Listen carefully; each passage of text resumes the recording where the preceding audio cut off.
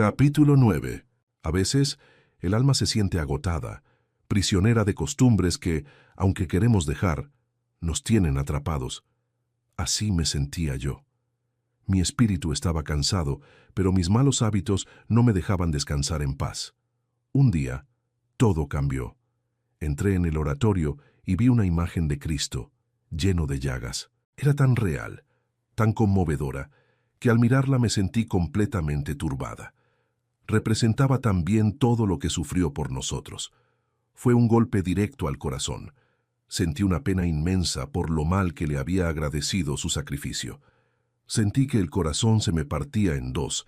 Me arrojé a sus pies, llorando sin consuelo, y le supliqué que me diera la fuerza, de una vez por todas, para no volver a fallarle. Yo siempre he sido muy devota de María Magdalena.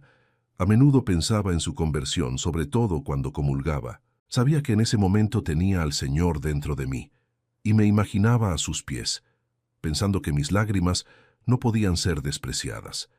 Aunque a veces no sabía ni qué decir, el simple hecho de que Él me permitiera derramarlas ya era un gran consuelo, incluso si después ese sentimiento se me olvidaba rápido. Siempre me encomendaba a ella, a esta gloriosa santa, para que me alcanzara el perdón. Pero esa última vez, frente a la imagen de Cristo llagado, fue diferente. Sentí que tuvo un efecto mucho más profundo en mí. Para ese entonces ya había perdido toda la confianza en mis propias fuerzas y había puesto toda mi esperanza en Dios. Recuerdo que le dije, con total convicción, que no me levantaría de allí hasta que me concediera lo que le estaba pidiendo. Y estoy segura de que esa promesa me ayudó, porque desde ese momento empecé a mejorar muchísimo. Mi manera de orar era un poco particular. Como me costaba mucho razonar con el entendimiento, procuraba imaginar a Cristo dentro de mí. Y me sentía mejor, curiosamente, en los momentos en que lo imaginaba más solo. Pensaba que al estar solo y afligido, como una persona necesitada, me aceptaría a mí con más facilidad. Tenía muchas de estas ideas sencillas. Me encantaba, por ejemplo, acompañarlo en la oración del huerto. Pensaba en su sudor, en su angustia, y deseaba con todas mis fuerzas poder limpiarle ese sudor tan doloroso. Pero nunca me atrevía a hacerlo, porque mis propios pecados me parecían demasiado graves. Me quedaba allí con él todo el tiempo que mis pensamientos me lo permitían, porque tenía muchos que me atormentaban. Durante años, casi todas las noches antes de dormir, al encomendarme a Dios, dedicaba un momento a pensar en la oración del huerto. Lo hacía incluso antes de ser monja, porque me habían dicho que se ganaban muchas indulgencias. Y estoy convencida de que mi alma ganó muchísimo con esta práctica. Empecé a tener oración sin saber siquiera lo que era. Esta costumbre se volvió tan parte de mí como santiguarme antes de dormir.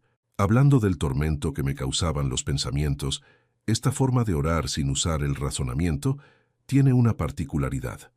El alma debe estar muy entregada o, por el contrario, muy distraída. Cuando funciona, es increíblemente provechoso porque todo se convierte en amor. Pero llegar a ese punto cuesta mucho, a menos que el Señor decida llevar a algunas personas rápidamente a la oración de quietud, y conozco a algunas que han tenido esa gracia. Para quienes vamos por este camino más lento, un libro puede ser de gran ayuda para recogernos. A mí también me ayudaba mucho ver el campo, el agua, las flores. En esas cosas encontraba un recuerdo del Creador. Me despertaban, me ayudaban a centrarme y me servían como un libro abierto que también me recordaba mi ingratitud y mis pecados. Mi entendimiento era tan simple que nunca pude imaginar cosas del cielo o temas elevados hasta que el Señor me los mostró de otra manera. Tenía tan poca habilidad para representar cosas con mi mente que si no las veía con mis propios ojos, mi imaginación no me servía de nada a diferencia de otras personas que pueden crear escenas en su mente para recogerse. Yo solo podía pensar en Cristo como hombre, pero nunca, por más que leyera sobre su belleza o viera imágenes, pude representarlo dentro de mí. Era como ser ciego o estar a oscuras. Aunque hables con alguien y sepas que está ahí, no lo ves. Así me pasaba cuando pensaba en nuestro Señor. Por eso me gustaban tanto las imágenes. Pobres de aquellos que por su propia culpa pierden este bien. Se nota que no aman al Señor, porque si lo amaran se alegrarían de ver su retrato, igual que aquí en la tierra nos da alegría ver el retrato de alguien a quien queremos. Justo en ese tiempo, llegaron a mis manos las confesiones de San Agustín. Parece que el Señor lo orquestó, porque yo no las busqué ni las había visto nunca. Siento una gran afinidad por San Agustín, quizás porque el monasterio donde estuve de seglar era de su orden, pero también porque fue un pecador. Encontrar santos que después de haber caído volvieron al Señor me daba un consuelo enorme. Pensaba que en ellos encontraría ayuda y que, si el Señor los había perdonado a ellos, también podría perdonarme a mí. Solo una cosa me desanimaba. A ellos, el Señor los llamó una sola vez y no volvieron a caer, mientras que yo ya había caído tantas veces que me sentía fatigada. Pero al pensar en el amor que Dios me tenía, volvía a animarme. Nunca desconfié de su misericordia, aunque de mí misma desconfiaba a menudo. Dios mío, cómo me asombra la dureza que tuvo mi alma, a pesar de recibir tantas ayudas de Dios. Me da miedo ver lo poco que podía hacer por mí misma y lo atada que me sentía para decidirme a entregarme a Él por completo. Cuando empecé a leer las confesiones, fue como verme en un espejo. Comencé a encomendarme mucho a este glorioso santo, y al llegar a la parte de su conversión, cuando escuchó aquella voz en el huerto, sentí como si el Señor me la estuviera dirigiendo a mí. Tal fue la emoción que sintió mi corazón. Estuve un buen rato deshecha en lágrimas, con una gran aflicción y fatiga interior. ¡Ay, lo que sufre un alma cuando pierde la libertad de ser dueña de sí misma! ¡Qué tormentos padece! Ahora me maravillo de cómo pude vivir en medio de tanto sufrimiento. Alabado sea Dios, que me dio vida para salir de una muerte tan mortal.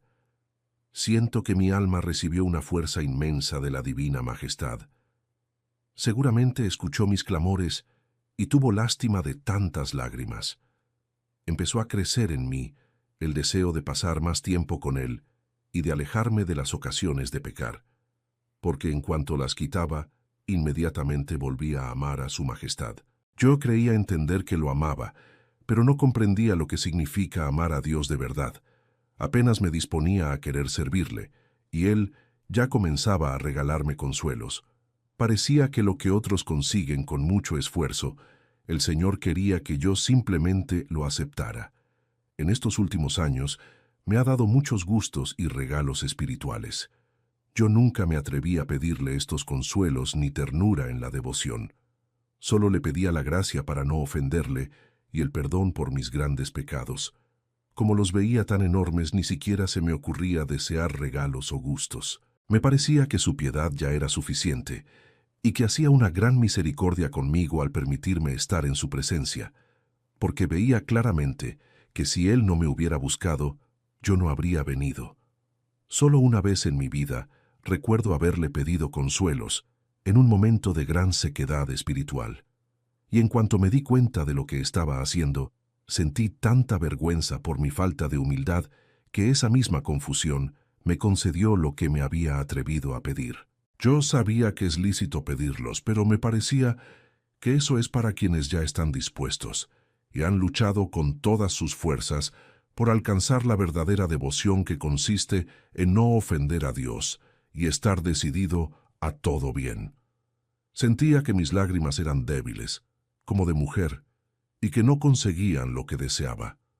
Pero a pesar de todo, creo que sí me valieron, porque como digo, especialmente después de esas 2 veces de tanta compunción y fatiga de mi corazón, comencé a dedicarme más a la oración y a alejarme de las cosas que me hacían daño. Aunque no las dejé del todo, Dios me fue ayudando a apartarme.